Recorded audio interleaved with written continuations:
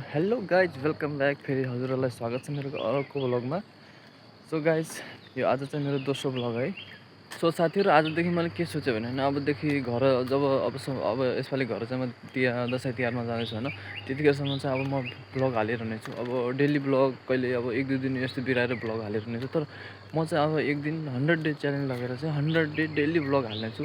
उम्मिद छ कि तपाईँहरूले मन पराइदिनु हुनेछ होइन। अब म चाहिँ यस्तो ठाउँमा घुम्न गइरहेको छु, एकदम पुरा होइन दामी खेतबारीहरू, सेम आफ्नो गाउँघरतिर जस्तो लाग्छ होइन। यो ब्लग बनाउने उद्देश्य चाहिँ के हो भने साथीहरू, अब काम गर्नुको साथसाथ होइन अब थोडा भिडियोहरू बनाउने, ब्लग पनि बनाउँदै गरौँ न त कस्तो हुन्छ भनेर चाहिँ सुरु गरेको होइन।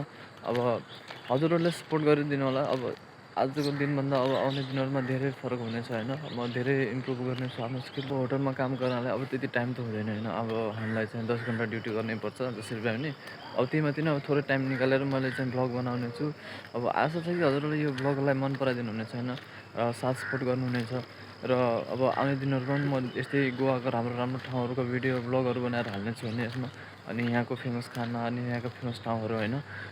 सो साथीहरू आजको यस भिडियोमा यति नै। फेरि म मिल्छु हजुरलाई अर्को भिडियोमा। त्यति दिनसम्म यो मेरो भिडियोलाई हेरिदिनु साथ सपोर्ट गरिदिनु होला। अगर भिडियो मनपर्छ भने भिडियोलाई लाइक अनि च्यानललाई सब्सक्राइब गरी कमेन्ट बक्समा कमेन्ट गरिदिनु होला कि हजुरलाई मेरो यो भिडियो कस्तो लाग्यो।